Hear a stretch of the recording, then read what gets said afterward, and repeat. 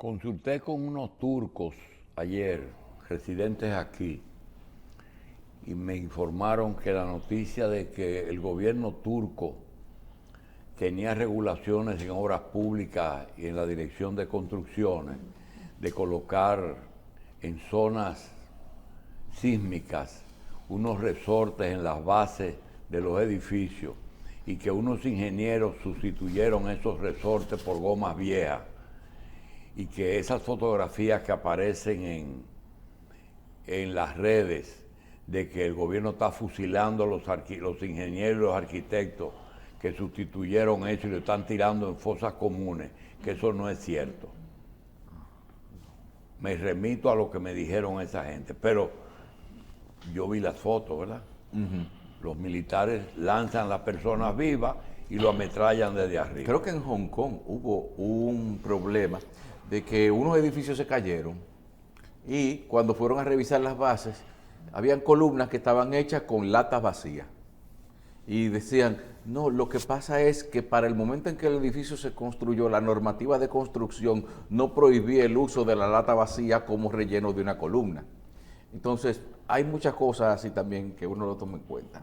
Bien, señores, tenemos el placer de contar con la presencia de Domingo Martínez Charles. El doctor Domingo Martínez es médico, internista, nefrólogo y nos va a hablar de el Día Mundial del Riñón, que es mañana jueves. Doctor, bienvenido. Y cuando se habla de Día Mundial, se conmemora a juicio suyo la erradicación de enfermedades de ese órgano, cuando dice hoy es Día Mundial del Cáncer de Seno, es decir, o Día Mundial del Riñón, conlleva a una lucha contra la afección del órgano. Sí, gracias por la invitación, doctorísimo, Jacín, Michelle, Alonso. Fíjate, el deseo del nefrólogo es que el paciente nunca llegue a enfermedad renal crónica terminal. Y nosotros buscamos, cuando promocionamos, cuando hacemos este tipo de campaña del Día Mundial de la Salud Renal, es poder concientizar a la persona sobre el cuidado de los riñones. Sería difícil decir que la enfermedad renal se va a erradicar porque depende de muchísimas causas. De modo de que hoy estamos aquí para hablar, concientizar, a propósito de que se conmemora el Día Mundial de la Mujer. Quiero aprovechar para felicitar a cada mujer y decirle que la enfermedad renal crónica a nivel mundial afecta a 190 millones de mujeres y que cada año mueren 600,000 mujeres a causa de la enfermedad renal crónica. ¿El riñón duele, doctor? Dependiendo. Las enfermedades que conllevan los pacientes a diálisis no duelen. ¿Cuáles son? La hipertensión y la diabetes. A nivel mundial, la causa número 1 de pacientes en diálisis es la diabetes. Ahora bien, por eso se le conoce como una enfermedad silente. ¿En qué ocasión duele el riñón? Bueno, cuando... Diabetes de azúcar alta. Totalmente de acuerdo, Michelle. Entonces, ¿cuándo duele el riñón? Cuando aparece la obstrucción de las vías urinarias, ya sea por un cáncer, un tumor, puede ser por piedras, un golpe o alguna infección de vías urinarias complicada. En ese contexto, el riñón duele. Fuera de ahí, las personas se le dañan los riñones sin que se dé cuenta. Doctor, vamos a hacer un ejercicio para personas que nos ven. Sí. ¿Cuál es la función del riñón? Fíjese, excelente. Los riñones tienen aproximadamente entre 6 y 7 funciones. Nuestros riñones trabajan día y noche con el objetivo, primero, de producir la orina, 2, eliminar tóxico, 3, controlar la presión arterial, pero tiene participación también a nivel de la activación de la vitamina D. Adicionalmente, produce... Doctor, cuando se habla de controlar la presión arterial, como que es un concepto muy amplio. El riñón es un filtro. Totalmente de acuerdo. Ok, ese filtro que es el riñón controla los líquidos que salen y entran al cuerpo, o son sustancias que portan los líquidos. Fíjese, el riñón se encarga de ese equilibrio hidroelectrolítico, tanto de la entrada como de la salida. Adicionalmente, también nosotros cuando comemos, ingerimos sodio, cloro, potasio, el riñón se encarga de regularizar cada soluto de eso en nuestro cuerpo. De modo que sí, que filtra y produce el equilibrio, porque imagínense que nosotros bebiéramos agua, y no tuviéramos ese equilibrio, pues fuéramos como un Sí, globo. pero hay una situación. Sí. Si dentro de los vasos ese volumen aumenta, es decir, la sangre que circula por los vasos, tanto por la vena como por las arterias, sobre todo por las arterias, aumenta el volumen, porque hay mucha agua, por ejemplo. Sí. Ese aumento de volumen produce un aumento de la presión. Pudiera que sí, porque de hecho hay presión por sobrecarga hídrica. En el paciente renal, una de las causas muchas veces del edema agudo de pulmón, de la diálisis urgente, es la sobrecarga hídrica. Pero en pacientes como nosotros, normales, que no tenemos esa condición de enfermedad renal, obviamente todo lo que nosotros hacemos pasa por los riñones. Y el riñón se encarga de lo que está de más, eliminarlo a través de la orina, y otro método de equilibrio son las heces, donde se eliminan todos. Entonces, en ese equilibrio que hace el riñón, háblenos del riñón, el filtro, el agua y la sal. ¿Qué pasa? ¿La sal retiene qué? ¿O la falta de sal qué pasa? Háblenos de eso. Fíjese, obviamente tenemos unos valores normales a nivel extracelular, hablamos de sodio, que es la sal, entre 135 y 140. Cuando nosotros comenzamos a retener alta concentración de sodio, esto obviamente comienza a requerir más agua y conlleva a un aumento de la presión arterial. De ahí es que sale que los cardiólogos, como usted y lo que hacen salud también preventiva, dicen: no me coma sin sal, porque el corazón necesita sal para poder ejercer sus funciones, sino que cómeme bajito de sal, porque se sabe que el aumento de sal no solamente retiene líquido, sino que también aumenta el nivel alto de la presión arterial. Muchas veces los pacientes que llegan con una presión estadio 1, con un estilo de vida, tú lo mandas a rebajar, lo mandas a comer saludable, lo mandas a hacer ejercicio, y muchas veces tú le das a comer compás de espera y no lo etiqueta a un Entonces, el antihipertensivo. riñón tiene una función estabilizadora cuando filtra. Estabiliza presión, estabiliza el equilibrio ácido-básico, Sí. que se lo enseñan a uno en algún día por ahí.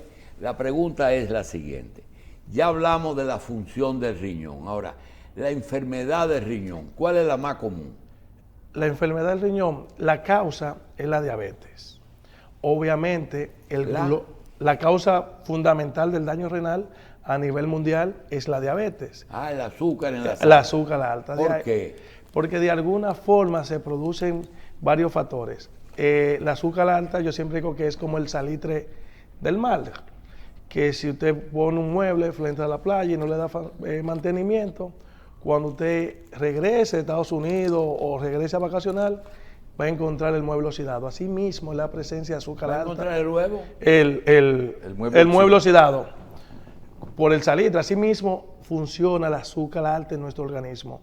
Oxida los vasos, las arterias, los nervios. A nivel del azúcar, obviamente, produce una toxicidad directa, activando mecanismos inflamatorios, que todo eso conlleva que el riñón se ponga fibrótico y haciendo que la masa renal se vaya perdiendo. ¿Hace más daño la diabetes que la presión arterial alta?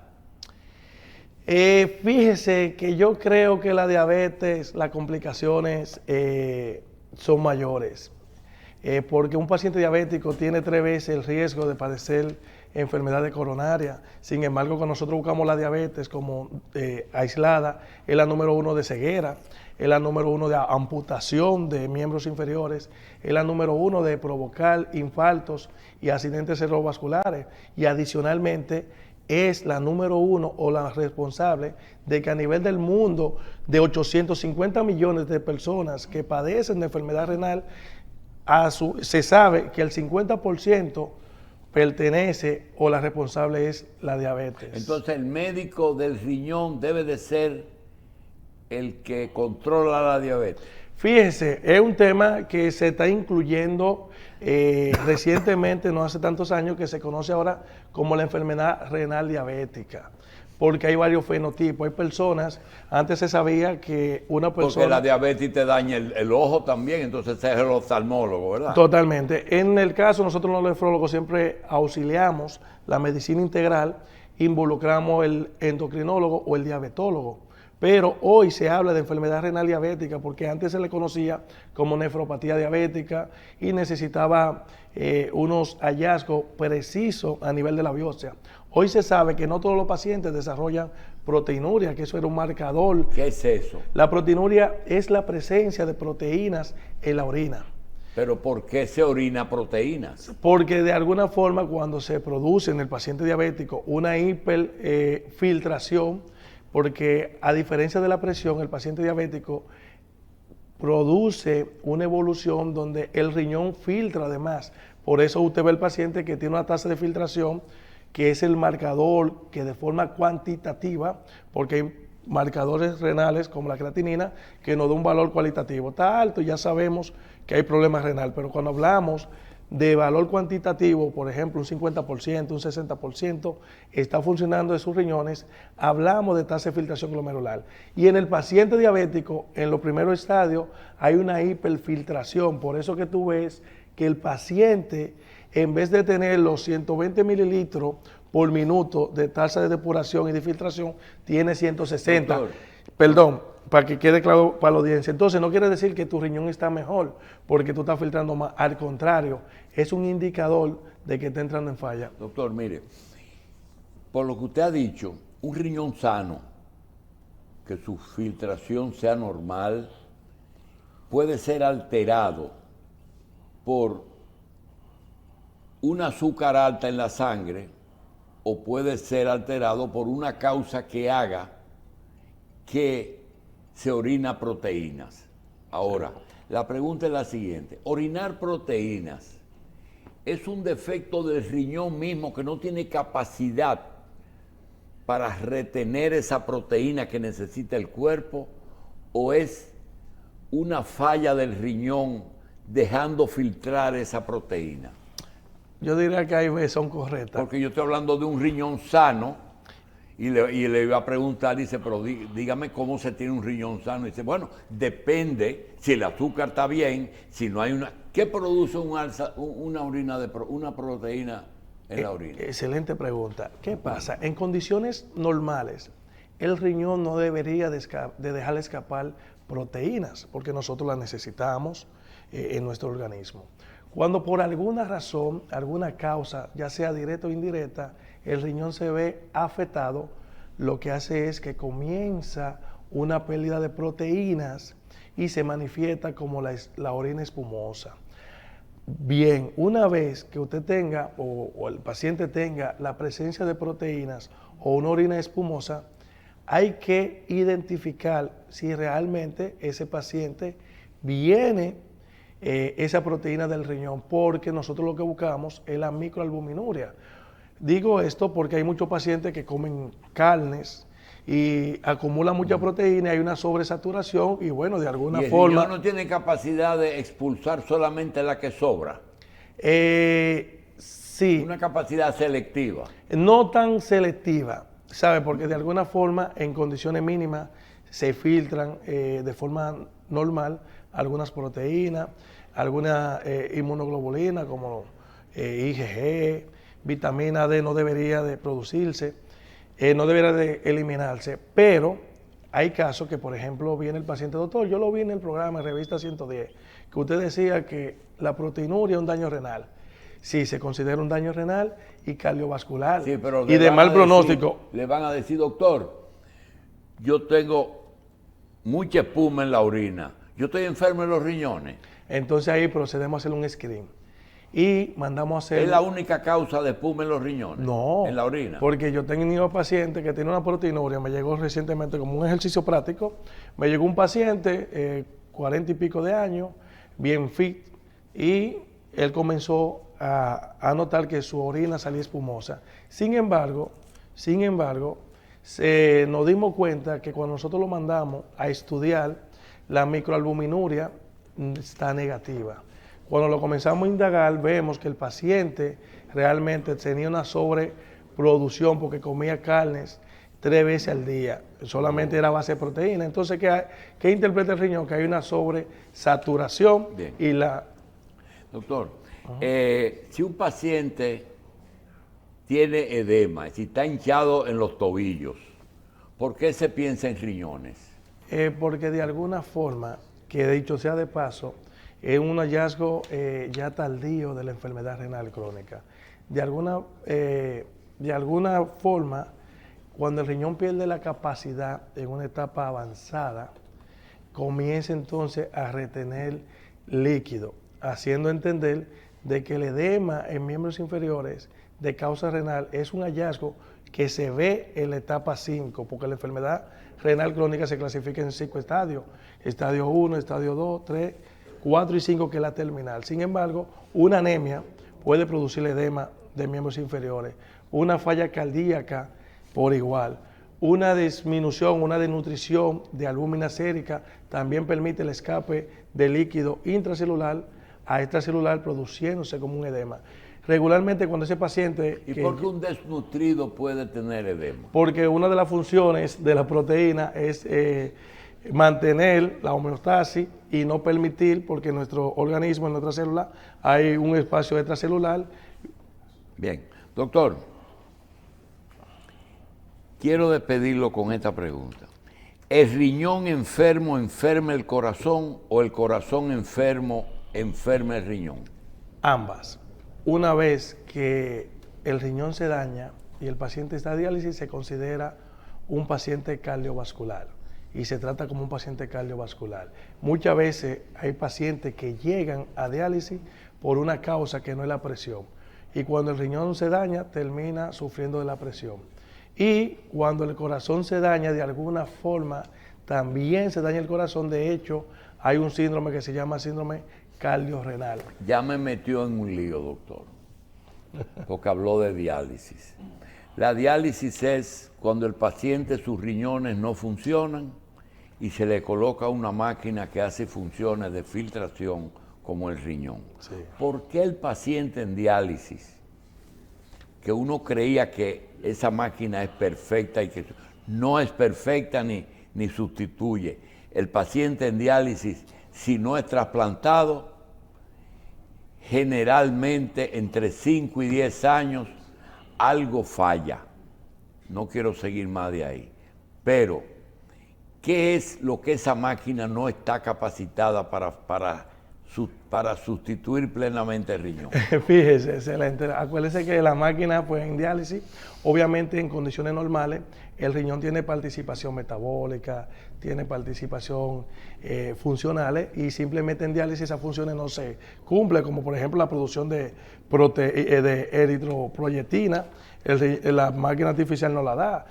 Tampoco da la activación de la vitamina D, pero sin embargo, de forma parcial nos permite la máquina simplemente eliminar tóxico y retirar un poco de líquido, haciendo que la calidad de vida del paciente mejore. ¿Qué debemos hacer mañana, día del riñón?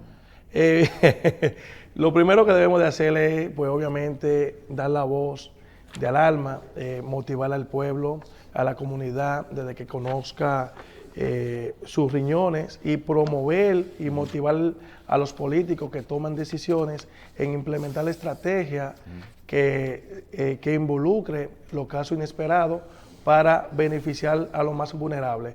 Tuvimos una pandemia, hay muchos terremotos, hay muchos desastres naturales, y todo eso, cuando lo recibimos y no estamos preparados, el paciente renal, que representa 850 millones en el mundo, se ve afectado en no recibir un tratamiento, no recibir una atención adecuada, no darle la prioridad en la emergencia. Nosotros tuvimos la experiencia que en pandemia, cuando se hizo la clasificación, el paciente renal debió de ser prioridad, sin embargo no fueron de los primeros que se le dieron prioridad, se le dieron envejecientes y otros. Hoy sabemos que muchos de esos pacientes quizá hoy no están porque no recibieron y porque no había un plan establecido para este caso. Doctor, gracias. Doctor Domingo Martínez Charles Dunlop, tío suyo, ¿verdad? No, pero estamos lejos. Médico pero internista, nefrólogo y especializado en riñones. Gracias, doctor. Gracias. Hoy estamos celebrando un nuevo aniversario del Día Internacional de la Mujer. Un día en el que conmemoramos la lucha y el progreso de las mujeres en todo el mundo. Hemos logrado mucho en estos más de 100 años que se celebra este día por primera vez.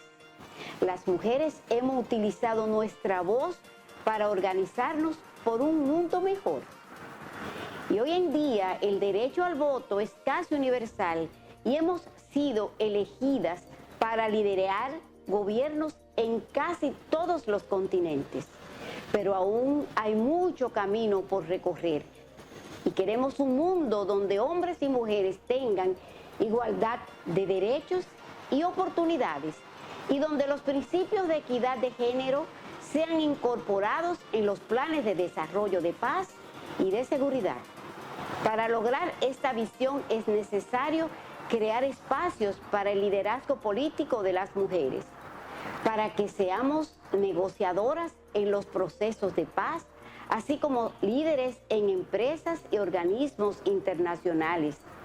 Además, necesitamos liberar a las mujeres de la violencia de género y convencer a los responsables de estas políticas que cuando las mujeres contribuimos plenamente en la sociedad y en la economía, todos salimos beneficiados. El acceso a una buena educación, a un buen empleo, asegura más estabilidad en todos los sentidos. Los hombres que comparten esta idea tienen en las mujeres a su aliado natural. Juntos podemos hacer que esta visión se torne realidad y se formen mujeres a la altura de las esperanzas de lo que han trabajado arduamente para lograrlo. En este Día Internacional de la Mujer, envío mi abrazo a todas las mujeres dominicanas y del mundo. Feliz Día Internacional de la Mujer.